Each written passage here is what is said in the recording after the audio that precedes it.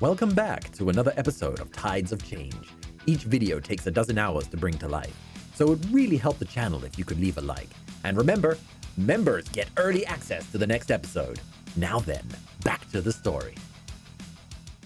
The Monkey King was impressed with your trickery because he's also quite sneaky as well, so he considered it well played and he congratulated everyone. The other Sonwu, who was super scared because they'd lost all the matches, felt a breath of relief because the Monkey King was like, well, I'm not going on janitorial duty. I guess none of us are. Yay! He congratulated all of you, gave the team the spare Kilrathi staff. One of you had to become the sworn sibling to Hitha, because that was another part of the contest, or the birthday contest, was whoever could win the games would be the sworn sibling, like a sworn brother kind of thing. Who did you pick? Congratulations, Teller! You're a sworn brother to the Monkey King! Congratulations, Hyacinth! Yay! We picked you. Are you guys serious? I wasn't even here to object. You were closer to Hitha than we were. Yes. No, we aren't. He shrunk down the staff, so you now have the Kilrathi staff tied with your bow next to your needle. What am I gonna do with it? I don't even use my You needle. have a new weapon. Yeah, you got a new weapon. I don't need it. She doesn't use physical attack. Oh, she can if she wants to now. Yeah, you have a needle. What strength? I have -2. The shrinking thing doesn't actually affect its weight. However, you won't feel it that much because it was already an extremely lightweight object because of the Kilrathi horn material and the work that was done on it. So you don't have any penalty, but it'll pack a punch. So when you do decide to actually use it, it'll be very scary. But more importantly, you and Hitha exchanged cups and are now sworn siblings. The future Monkey King. I can't believe you guys did that. I wasn't even here to vote. Well, You were the There is closest to the one. kid among us, so I really wasn't. all right, so that's that for the recap. Congratulations, Tella. The Monkey King does owe the party a favor because I hate you all. that was another prize.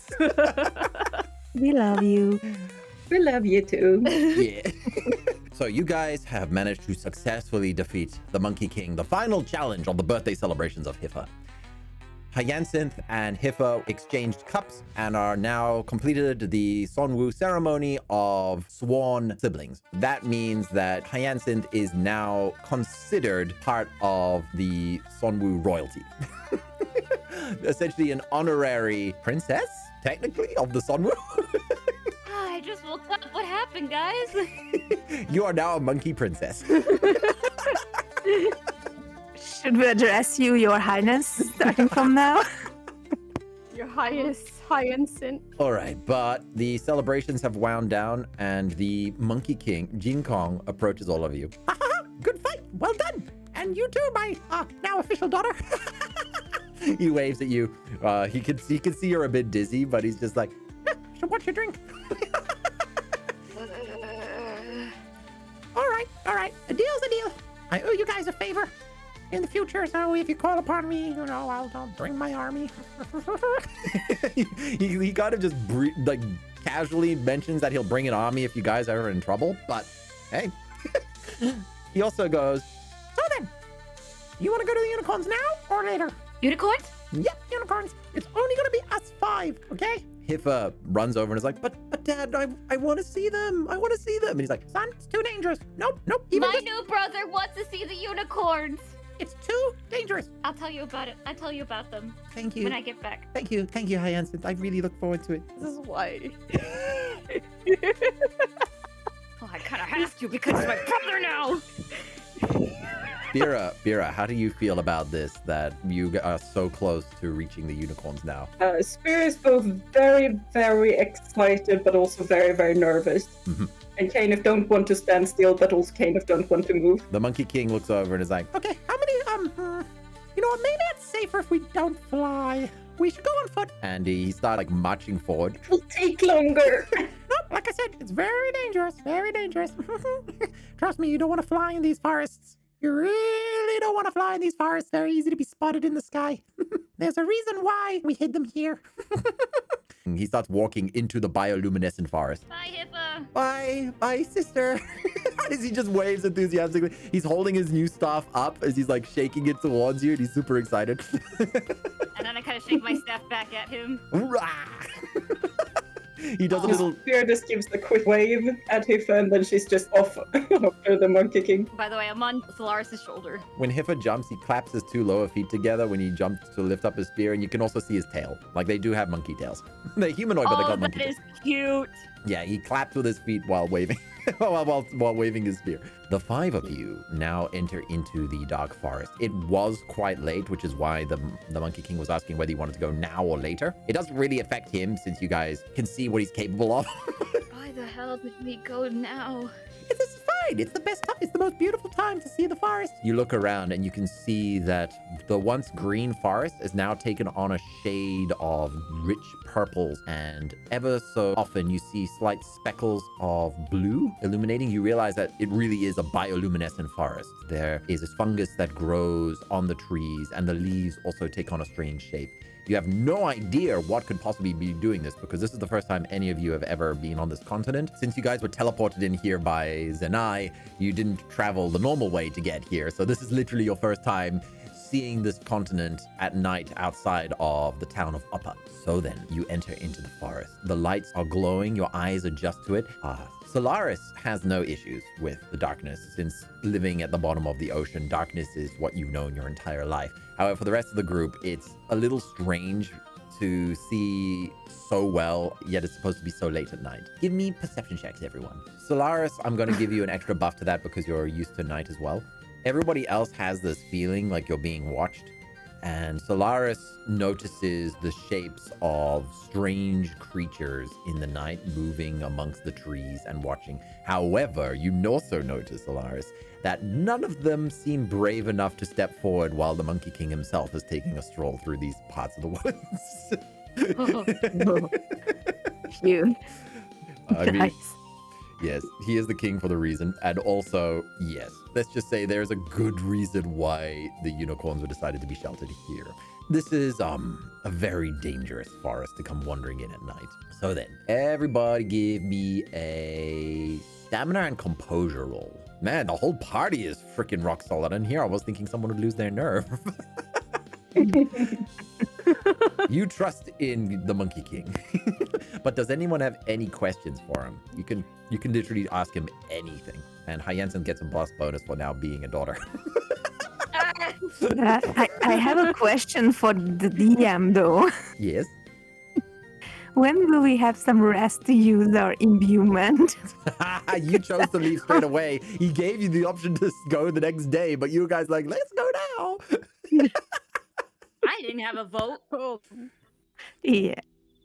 The Monkey King asked, and you guys were like, let's go. I didn't have a vote. Okay. Next time then.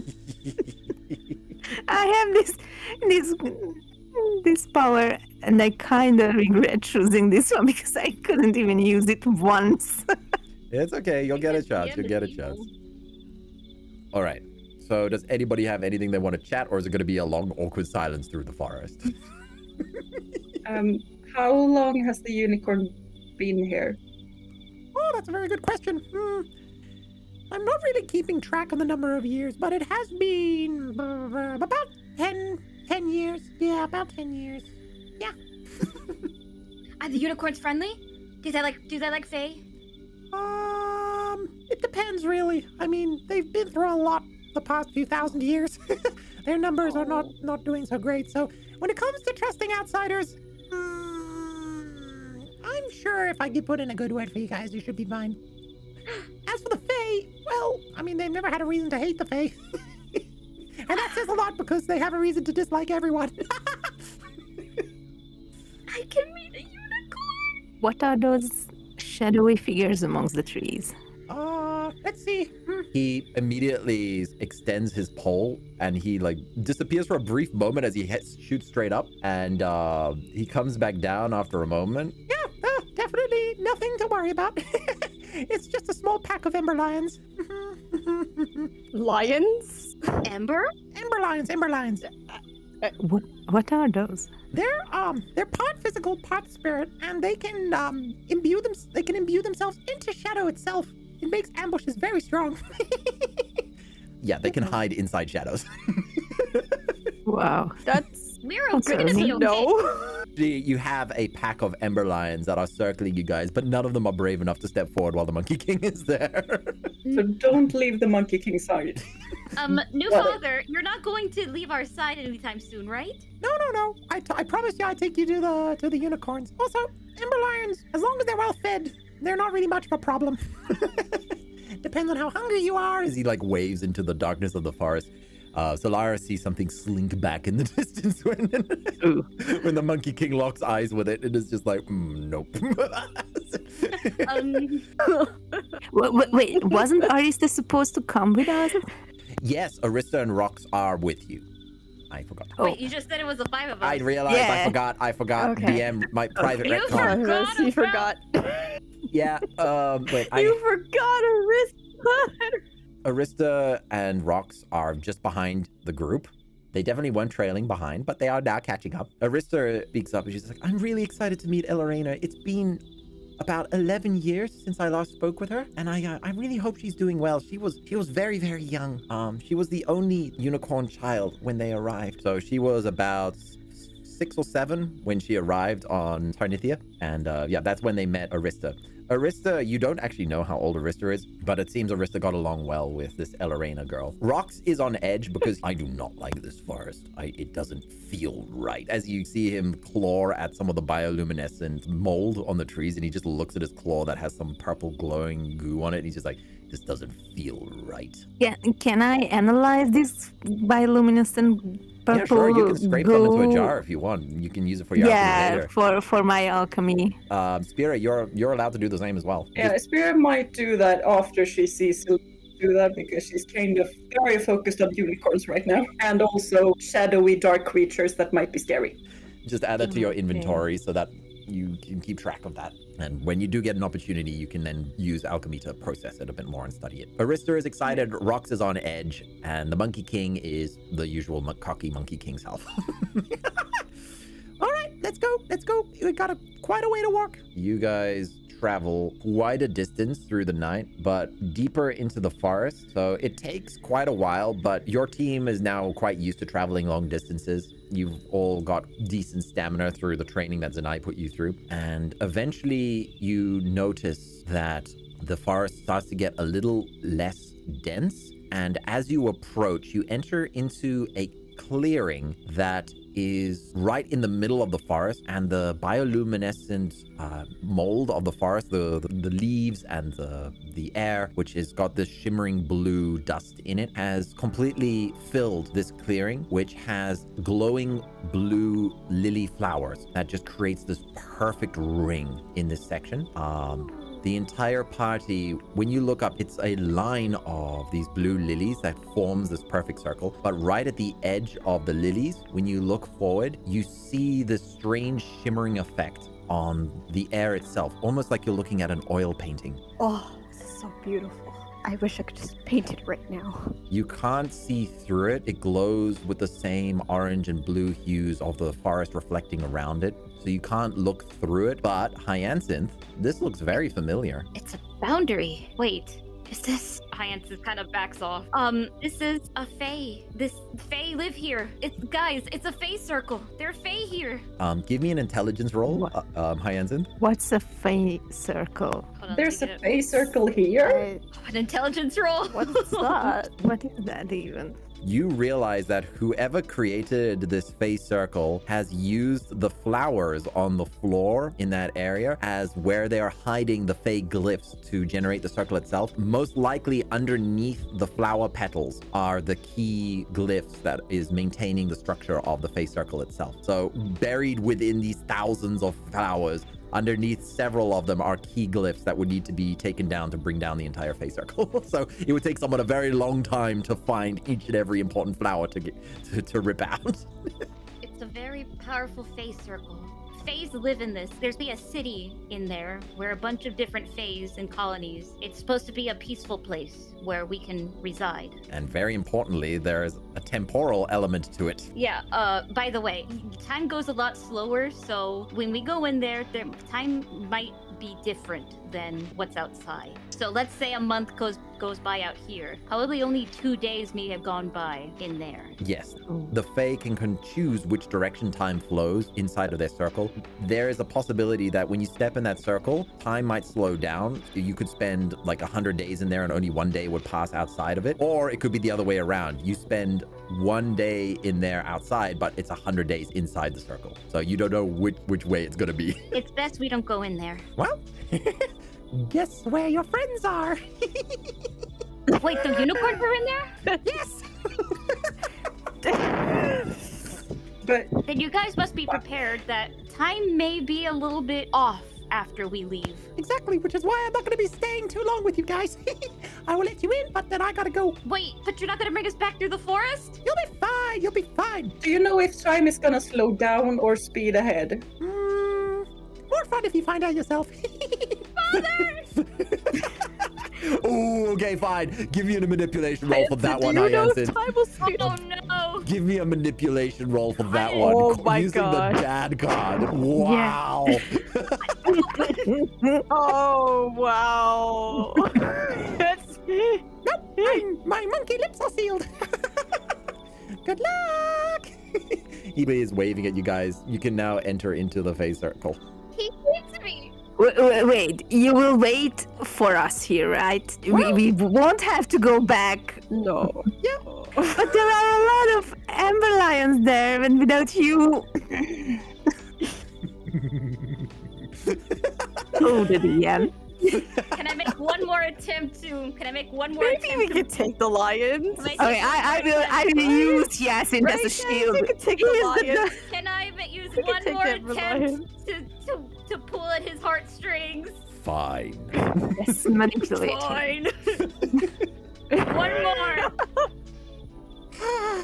Tell us how time flies. You're fine. Pull my tail, why don't you? Okay, I'm spoiling all the fun here. So, the unicorns were going near extinct, so I called it a favor with a friend of mine, and we decided to set this up so that we could help them repopulate quicker. So they've been living inside of there for a few years now. You can imagine. In there for years. More question, Monkey King, please. Yeah. Are there Fae in there? Only one, my friend. You'll meet him inside. I'll be joining with you anyway. I'm gonna enter and greet you guys, introduce yourselves, otherwise they would attack you on sight. So, I yeah. would like to stay out. He looks at the forest and looks at the ember lions in the forest and is just like, Are you sure about that?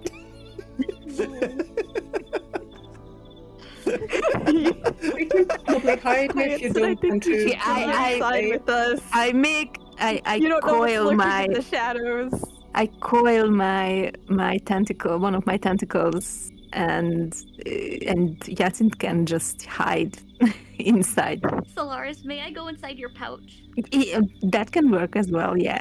She just kind of ducks in there and just looks really scared, and she just kind of hides in there. Hyacinth, give me a perception check. Oh, not Hyacinth, sorry. Sylaris. Too many Ys. Every single member of this party I except for know. Spira has a Y. A perception check.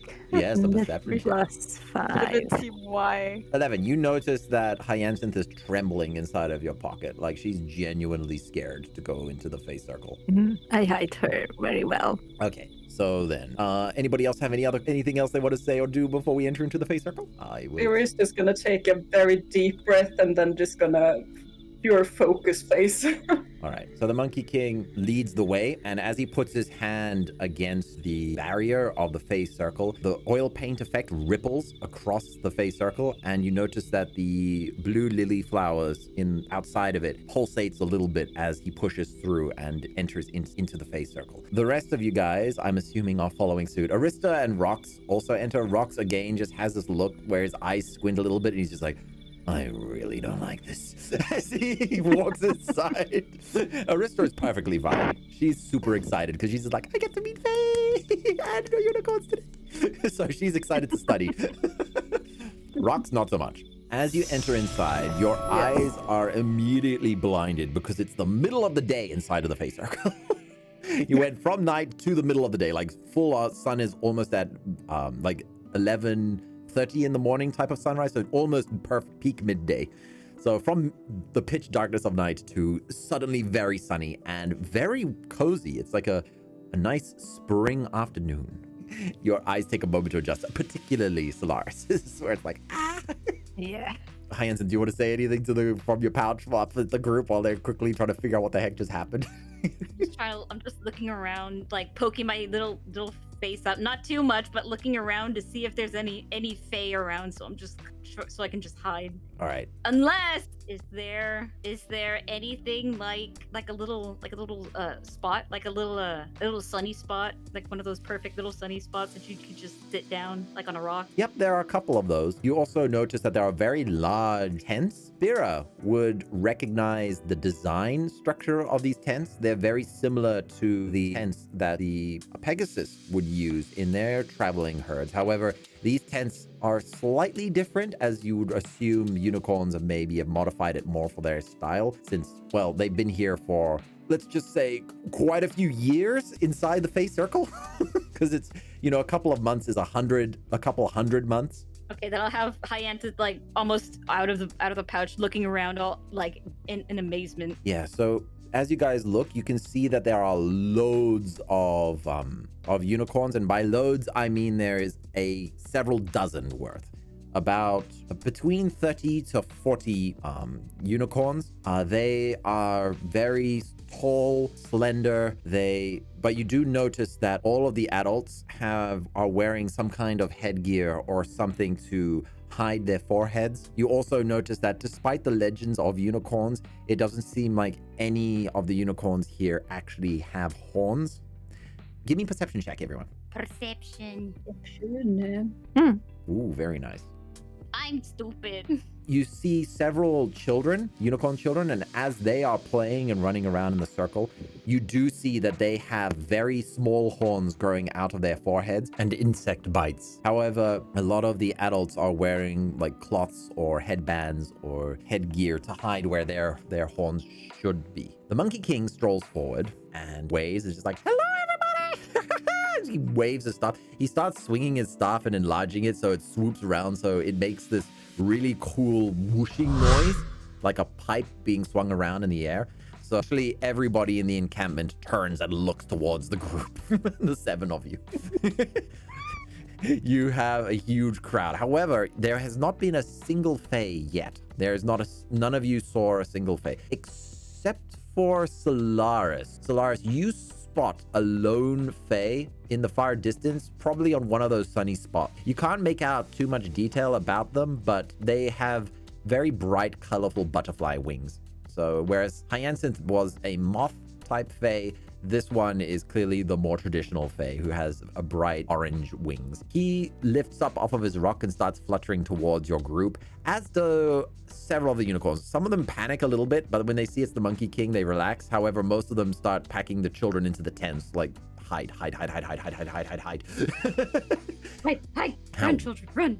However, when I see the Fae starting to fly towards us, I tuck Hyacinth back inside my pouch. Sure. I didn't even notice him, and then Sylaris just pushes me back in. Yeah. I would look over. Maybe I can whisper to Hyacinth that there's a Fae.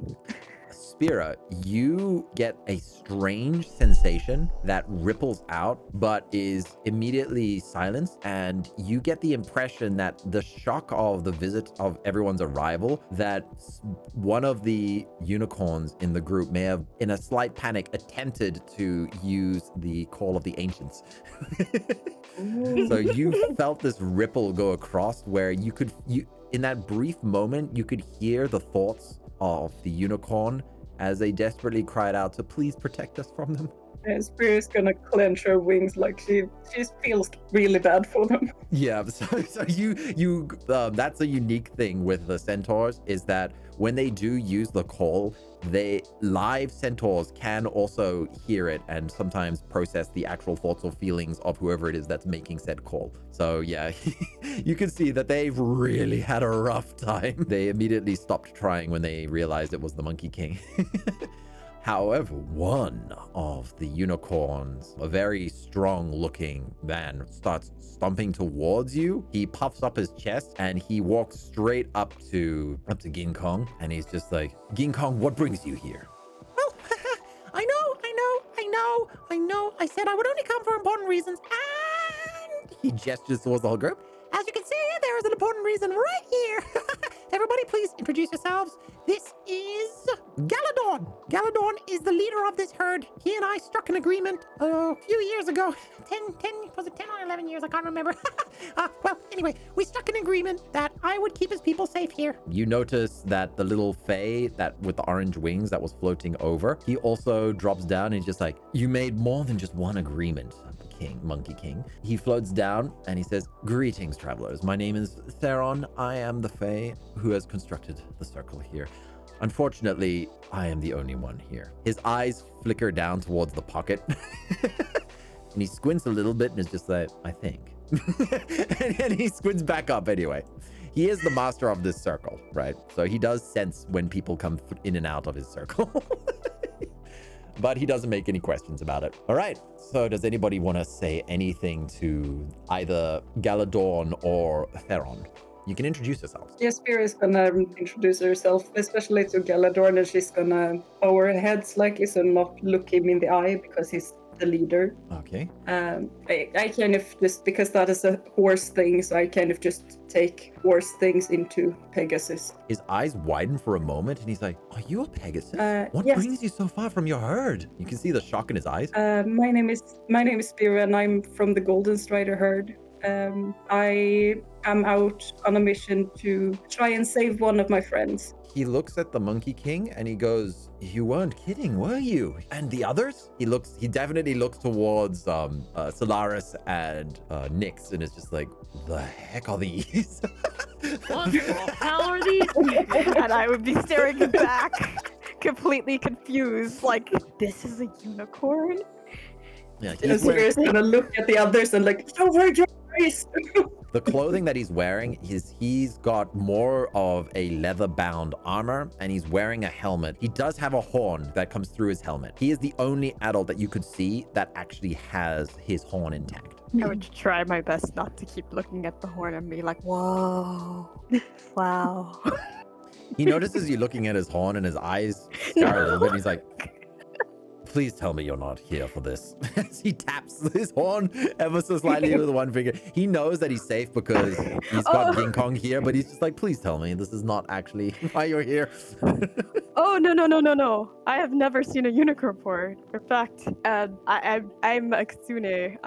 My name's Nyx, and I'm just fascinated by anything that's outside of my island. Oh, your island. The Celestial Rock, was it? The Celestial Den. Ah, yes. It's, I remember an old friend mentioning it to us when we were doing our travels. What was his name? And he looks at Theron. He's like, what was his name? Theron looks back and it's just like, I believe they were those upcoming young little pirates. They were, what were they called again? Oh, yes, Jareth Prodpaw and Hadrian Barksdale. I wonder how they're doing. My ears will pop up. Oh, you know our friends. You're friends with them? How are they doing? Are they still up to their piratey ways? I wasn't really sure that they were pirates, but they are trading. And Theron interrupts and is just like, I do believe they called themselves professional smugglers, but it made it sound more adventurous. So yes, Jareth and Hadrian did when they own venture together was smuggle the unicorns across to Tarnithia. Oh my They were in a God. very small boat. They've come a long way since then. I've heard, says Galadorn. I mean, we did pay them quite handsomely. Yeah, they have a pretty big ship now. They're doing well. Yeah, really big shit. That's good news because that tiny little boat, I was terrified we were all going to sink the first. I hope that your travels were less dangerous than it was when we made the journey across. Well, I wouldn't say that. It instantly goes back I to the wouldn't werewolf. say that. Everyone just has a flashback. Everyone has How we were on that PTSD. tiny little boat. Yeah. Let's just say we ventured a full moon on that boat. Theron sighs and is like, It has been a long time. I do wonder if my home in Wistrel is not too dusty. Hyacinth, you hear him mention Wistrel.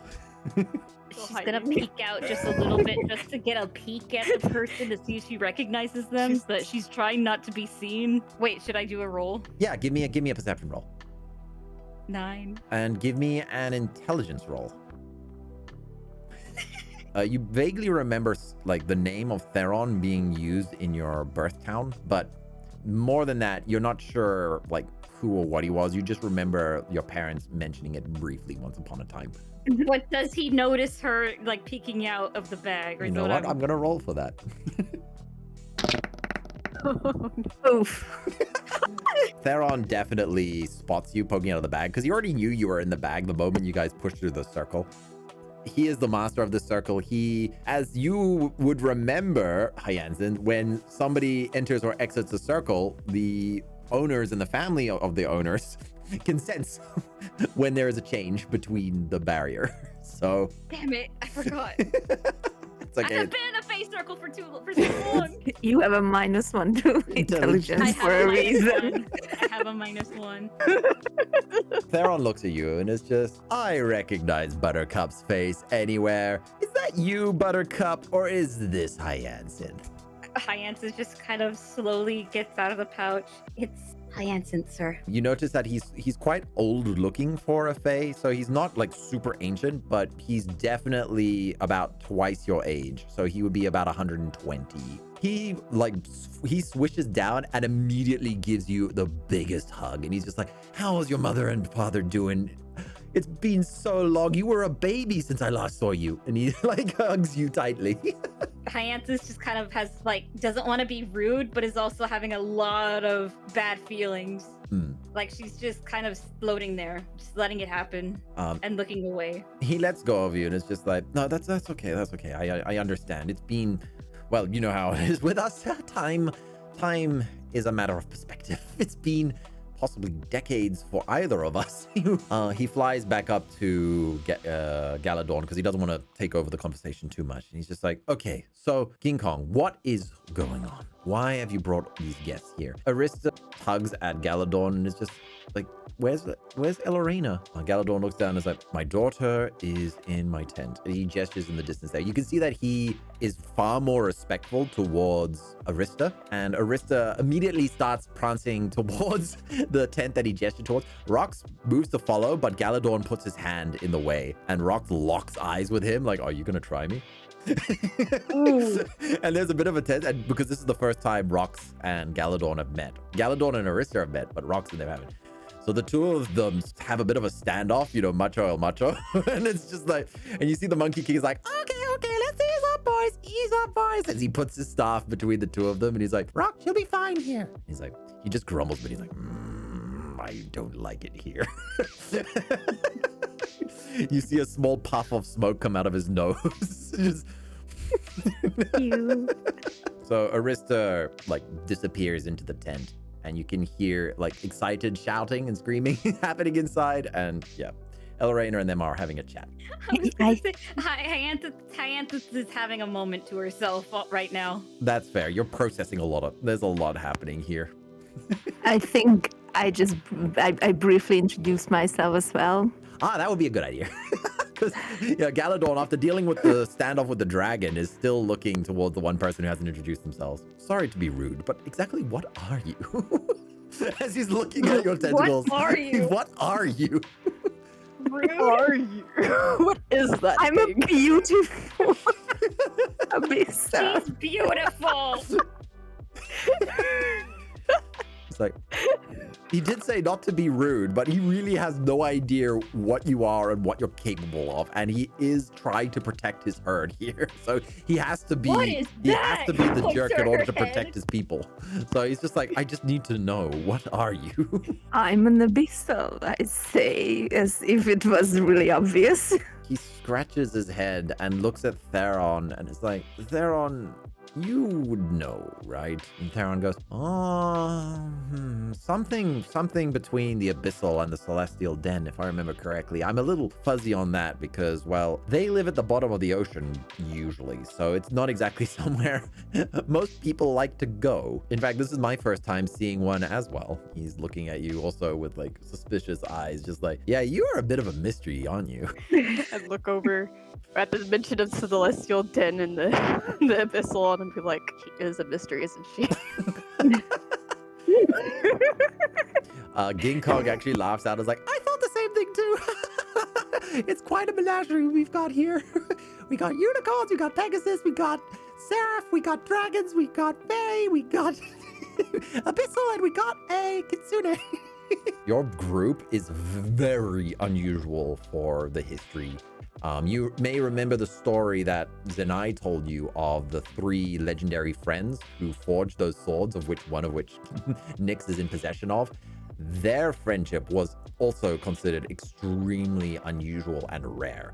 Unity between species is usually limited to just 1 or 2 agreements here and there, but to have multiple species come together and work together doesn't happen often. You guys are odd. You see that Galadorn doesn't trust all of you. He seems to relax a little bit with Hyacinth because Theron seems to be familiar with you. But right now he's trusting the Monkey King because the Monkey King has led him down this far. And he's like, you know what? Let's sit down. Let's sit down and rest. It is lunchtime after all. For you guys, it's practically the middle of the night, so you would be getting hungry around this time. Although you're also kind of tired. It's been a long day. But the time flows differently in here.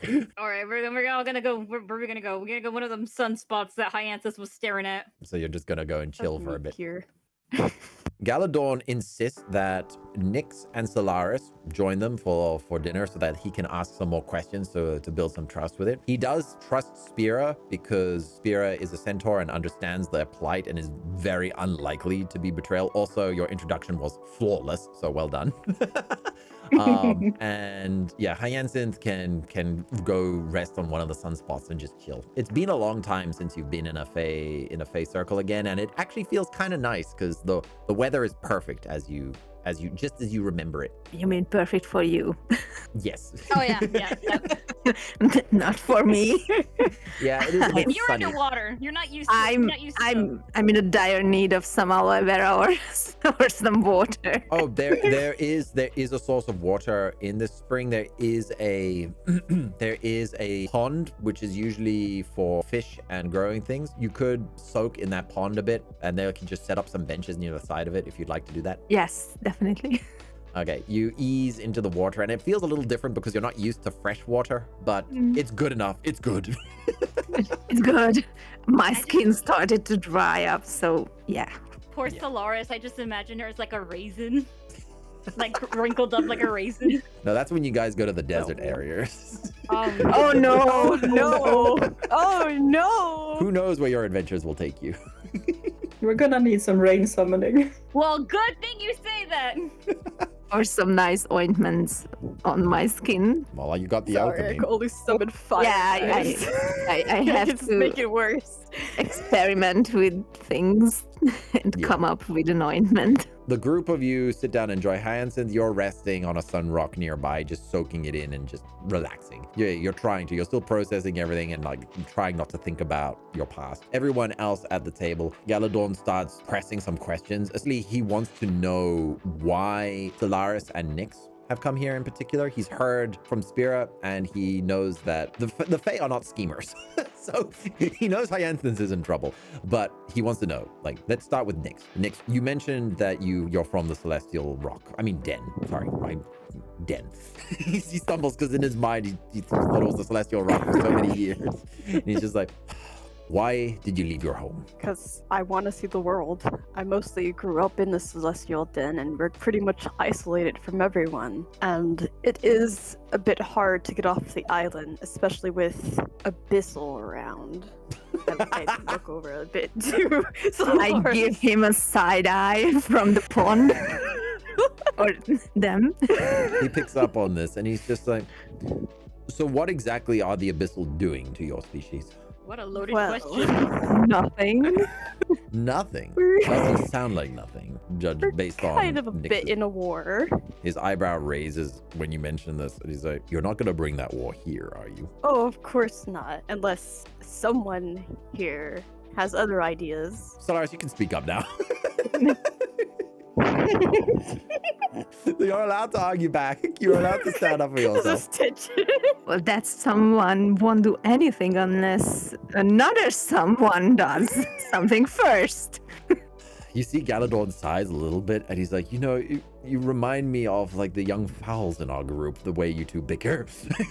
He rubs his head, and he says, "Although that is the entire point, we have the circle here." At this point, Elorena and Arista exit the tent and head over to join you guys for food. You see what is now an adult woman. She's in her 20s or so now as well. She, as Ginkon mentioned, the Fae Circle was set up only a few months ago. However, that means several years have gone by. So that 6-year-old unicorn that arrived on this island is now already fully grown. You notice that most of the children, the unicorn children in this circle, have been born in this circle. Elorena walks over to you guys and is just like, "Arista has told me all about you guys. Welcome to our little circle here." We didn't really give it much of a name, but we like to call it the Circle of Hope, the Circle of New Beginnings. So welcome to our little home of new beginnings.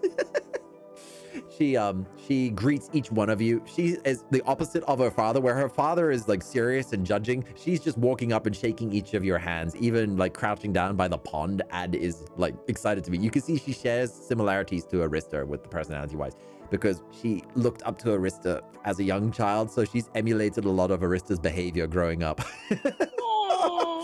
Because Arista saved them. Arista is the one that introduced us to the Monkey King and arranged everything to happen here.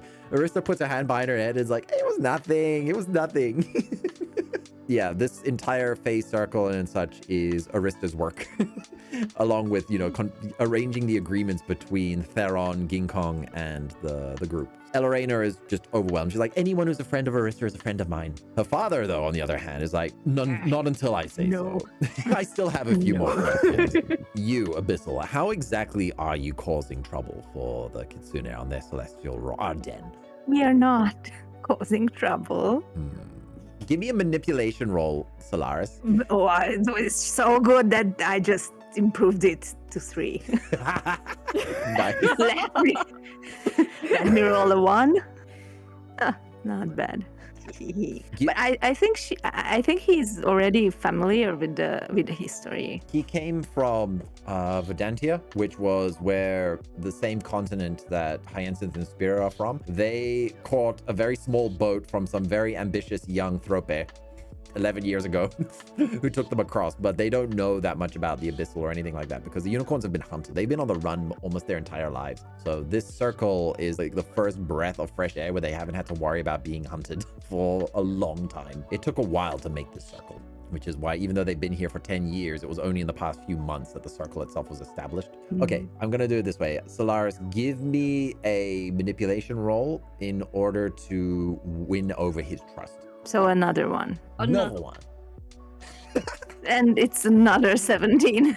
Woo! He prods and pokes with a couple of questions, and you manage to evade the important answers as you go. And eventually he grows a bit tired, because you can see the Monkey King is getting a bit fidgety, and he knows that he's got limited time. So he sighs a bit and is just like, "Okay." As Elorena so expertly put it, friends of Arista and Ginkong are friends of mine. He says, "Just please keep this place a secret. I beg you. We've worked so hard and come so far to get here. And if anything were to happen to these children, I would never forgive you." And he gestures towards the dozen of children, to the several dozen adults. The children are the only ones with horns. All the adults they've had their horns ripped off. And when a unicorn loses their horn, it will never grow back. They can remove pieces of it, but if the whole thing is removed, it's gone permanently. Galadorn is the only one who has a full horn still. All of the other adults either had it stolen or removed it themselves to make themselves less tempting by other species. So the children are growing up with their horns and don't have to live like that. Spira, you said it. Can you please tell tell me more about what it is that you wish from us? A couple of years ago, both me and my friend were touched by a plague wraith, and my friend has been sick for a very long time. I know that Arista got some horn to help with that. Yes, I do believe Elarena was the one responsible for that. He looked at Arista and Elarena, and Elarena sticks out her tongue like, it was a gift from Elarena to Arista after Arista helped them get the agreement with the Monkey King. Elarena broke off a piece of her horn to give to Arista to study. She still has her horn though, so it grew back. Like the piece that snapped off has regrown since then. But yeah. She got scolded for it. We'll put it that way. She got into a lot of trouble. My horn. He sighs though. You do realize this does put me in a really awkward position, right? Because in order to help you, I either have to send one of our children or myself, which leaves the children vulnerable. He looks. I definitely realized that. He looks at the herd and he goes, This is difficult. I don't know if I can fulfill your promise here. Would it be possible to bring your friend here? I know you said he was sick, so the travel might be dangerous, but it's too much of an ask to send one of my own. How do you respond to this? You have no idea what the condition of your friend is. I haven't seen him for quite a while, so I'm not sure. I think it would be very difficult. The last time I saw him, I needed to help him fly, so he's not in a good way. Arista coughs a little bit and is just like, I did offer Elarena's horn to Spira here, but from the sounds of it, a plague wraith, from my research notes, it's much too dangerous to attempt with just a horns alone. We need someone to join us. And Elarena immediately puts her hand up and says, I'll do it. Oh, everybody give me perception checks. Oh no. Just for context, I didn't plan that. Elarena immediately volunteered because of her idolization of Arista. Oh, hello. Yeah, Galadorn immediately shouts in a voice that booms and yells at his daughter. It's like, you will not. you can hear the entire circle goes like quiet when he says this. And he's like, don't make me choose this. And you can see like even she's a bit scared by this. But yeah, she really does want to go and help. It's a little tense, but he sighs and he's okay. She starts begging her father and is like, please, after everything that they've done for us, Dad, can you really say no? I mean, Ging Kong himself has even escorted them here. Arista came, Ging Kong came, the two people that we owe everything to. And you can see him squirming, like absolutely squirming. He has a weak spot. He has a weak spot for his daughter, so he's squirming and he's like, no. Oh. So it's decided.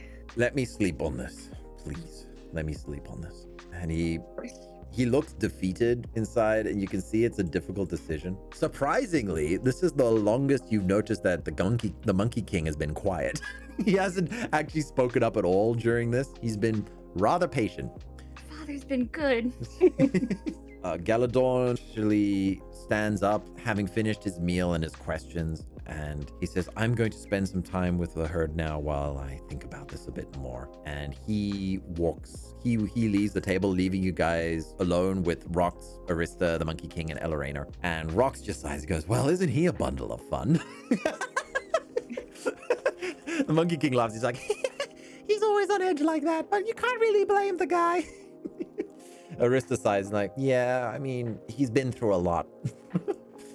A lot. Sylaris, you're still soaking in the pond, but so who wants to do what? Because you guys have been given free access to the circle now. You can explore the circle. You can go and chat to the other unicorns. You can go play with the unicorn children. You can go and speak with Elarena, Arista, Rock, and Ging Kong, or seek out Theron, or go and approach Galadorn, even though he's just asked to have some time. You guys can do anything now. What would you want to do? Can I explore the circle and paint a bit? Yes, I absolutely. still have my paint sets. Yep, sure. You set up your paint sets. You notice the unicorn children are fascinated by your tail. Again, this is the first time they've ever seen a Kitsune, so you see a lot of them gather around you and are watching you, especially as your tail flicks from side to side while you're painting. I'd like to analyze that bioluminescent goo that I have in a jar and explore what kind of effects it can have.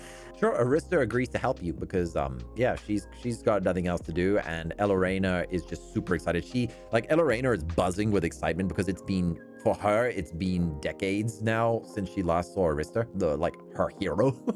So she's super excited as even though she's a grown adult, she still, is a little bit childish in that sense. So she's swaying back and forth, watching as Arista and you start analyzing the bioluminescence properties. We will do rolls for that in a moment. I just want to hear what everybody else wants to do as well. I want Hyacinth to just trying to be out of everyone's way, trying to be hiding, but also she's a bit gloomy and mopey, so she has her needle out and she's swinging around, just being mopey and Perception check. she's I don't want to be here. Perception check, Hyacinth. Perception. That is Okay, so yeah, you're sitting there and just being a little bit mopey. Can I cheer her up by, I don't know, offering her some fruit or something, just bringing to her? Yeah, the meal that you guys had was all vegetarian. The unicorns are vegetarian, so it was all fruits and berries and nuts and everything. Very tasty though, quite vegan. Again, for you, Sylaris, this is quite exotic food. You don't get much fruit in the bottom of the earth. Especially that I hate sweet food, so all the berries and sweet stuff is just not to So my you just ate nuts. taste. You take it into the nuts. So I'm just eating vegetables and nuts, but not even carrots because those are too sweet for my taste as well. Monkey King banquet. I just imagine Sylaris just pouring salt on a carrot, just a bunch of salt, and just be like, it'll taste better if it's with salt. Yes. Sweet. Yes, I'm really used to salt. All the fruits you're pushing aside to Hyacinth. Yeah. Spira is gonna play ocarina and dance with the kids. Okay, so I assume you'll set up near Nyx. So while Nyx is painting and the children are watching the tale, some of the children will also be dancing and listening to it. You can see they're also fascinated by your wings. They can sense that you're a centaur, so they instinctively know that you're one of them, but you're also not one of them. For the children, they're very confused by what you are, but some of the parents do come by to also watch and listen, and they explain to the children about the Pegasus and the Kelpie. They use this as an opportunity to teach their children a bit more about the outside world, because these children have never left the circle. They've never seen the bioluminescent forest. They've just been living in this little paradise. So they take it as an opportunity to teach their children that this is the Pegasus. They're us, but they're also not us. So yeah, good vibes all around. Give me charisma for Spira. As for Nick, give me a wit roll for your inspiration. Oh, okay. Do I add my ocarina? No! I'm not inspired at all! Whoa! I'm not inspired at all! Do you want me Yes, they're gonna have a bad to time. be your model? I have an art block! Ow! Oh yeah, Beautiful music! yeah, Nix, I'll give you another roll, Nix. Another one. Become inspired by Spira's music. Yes. Oh, Okay, I'm inspired. Okay. There we go. That's better. It took you a while. You had art block for a bit. Eventually, you start drawing the party. So I'm gonna make it canon. Like all the art that you drew of all the characters, that's what you start drawing here of the whole party, which explains why Sylaris has such a grumpy look.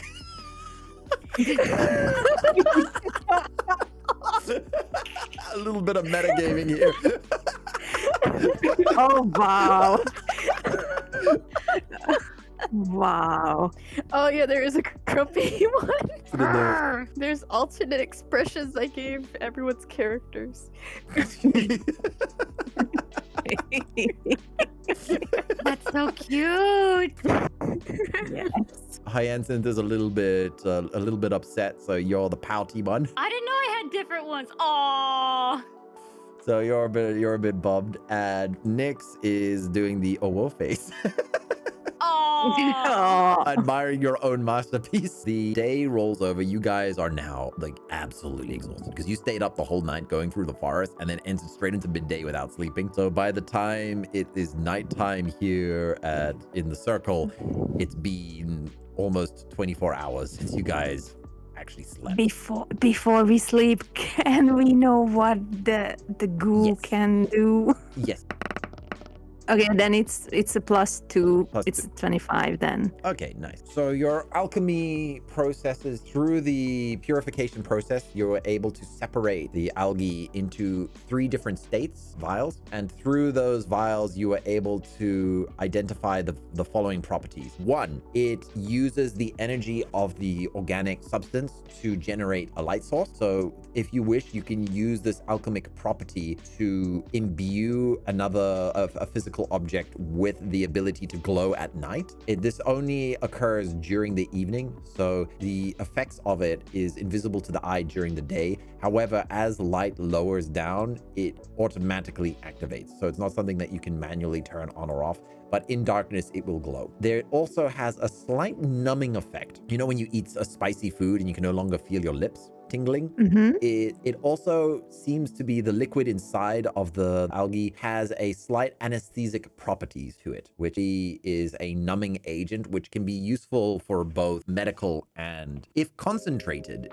enough, could be used to create some kind of lethargic substance. However, it would require harvesting quite a lot of it to concentrate such amounts if you wanted to use it to put someone to sleep.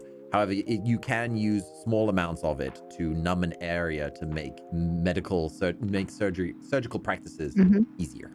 So those are the 2 properties that you were able to determine from it. Arista waves at Spira to let them know, hey, we discovered something quite useful here.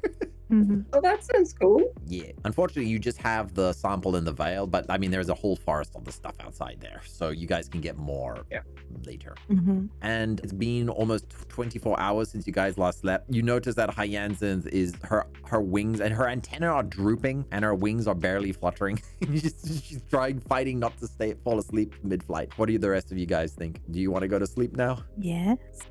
Yes. Sleep sounds good. It sleeps good. All right. I think I will sleep in the pond. Yep. Okay. You sleep in the pond. That feels the most comfortable. You just see these bubbles coming from the bottom of the pond. Like you just see these 2 eyes above the water sinking down, looking at Nyx, being like, I'm watching you as it sinks into the water. I know what you said about me, Sinks. So Nyx has created their masterpiece. Spira has boosted the morale of the entire camp because the children are super excited and even the parents feel a bit of relief because, well, the Monkey King is here and friends and everybody looks quite powerful and scary. So having powerful, scary friends on your side is quite good for morale. So the camp is very, very happy to see it. Galadorn, though, still hasn't spoken to you, and Elorena hasn't bothered to go to him either. She's a bit upset at her father for saying no, because usually he never says no. Usually she could, like, whatever it is that she wants from him, but... He nat 20'd her. Yep, he nat 20'd the discipline.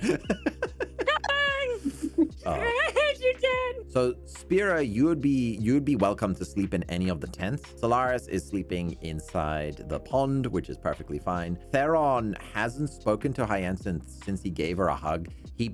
He's old enough and wise enough to notice that it made you feel uncomfortable. So he decided in his wisdom to let you have your space. You get the impression that he's not a bad dude in that sense. Like he's not overly pushy or anything like that. But yeah, he sensed that something was not quite right and he wants to respect that. In that case, then Hyacinth just kind of walks up to him and is like, is there a place for a little Fae to sleep? Or where do you sleep, sir? He gestures towards the center of the circle. And in the center of the circle, you see that there is an oak tree that has several little holes in the eye, like the eyes of the wood have been twisted. And he said, when we first set up the circle, we actually had an elf friend join us and he created this tree as the foundation. The roots reach to under the ground and shield the ground from any troublemakers that might come from below. He also took the time to weave in a lovely little house inside of the tree. So if you would wish to enjoy one of the spare rooms in my house, you're more than welcome to. If that is okay with you. Absolutely.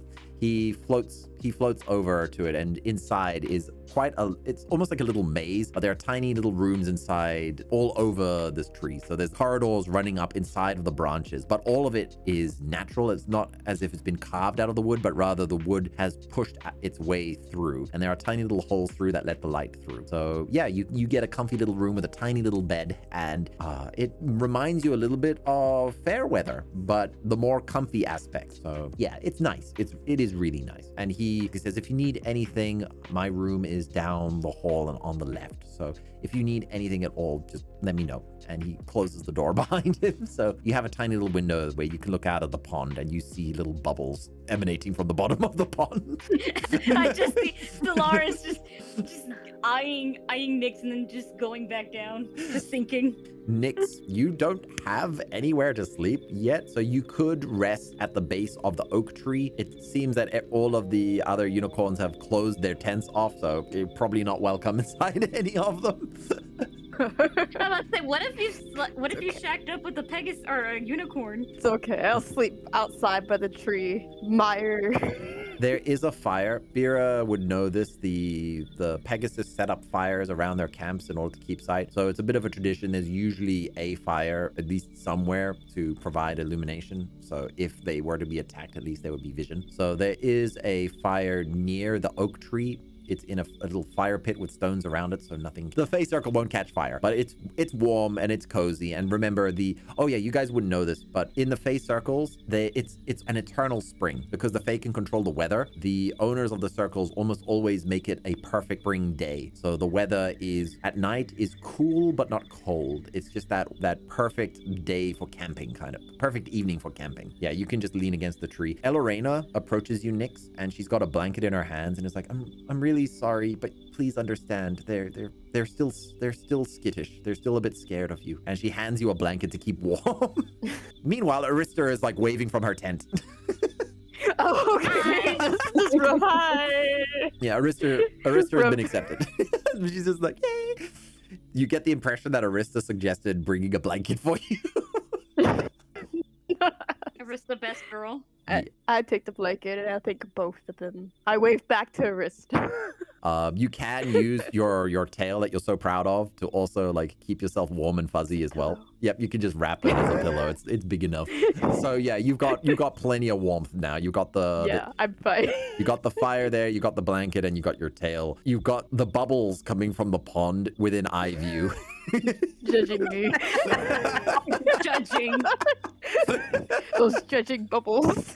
And Galadorn invite Spira to join him at his tent, and he says only if you feel comfortable. You don't have to. It's just that since I wouldn't mind just chatting a little bit more about how our brothers and sisters on Vadentia are doing. No, of course. It's fine by me. All right. When you enter into, he has the largest tent because he is the leader of the group. Inside, you see it's set up with several beds in case some of the children are scared and they want to sleep in the leader's tent. So there are several beds that are already set up and ready for guests as well. There's various armor sets and weapons that have also been set up. You notice several bows and quite a few arrows. There's lots of shields as well. You get the impression that this is not only his home, but also the main armory.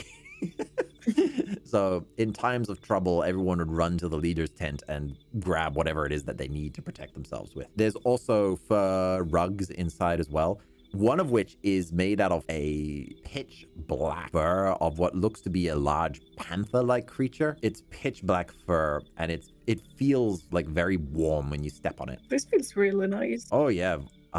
When we first arrived here, while the circle was being set up, we had to spend the first couple of years protecting ourselves over here because the Monkey King didn't want to risk the location being given away, so he couldn't send any of his soldiers here. So we had to fight side by side with the Monkey King against quite a few of the Ember Lions in this area as he pats the floor. They do have wonderful coats, though.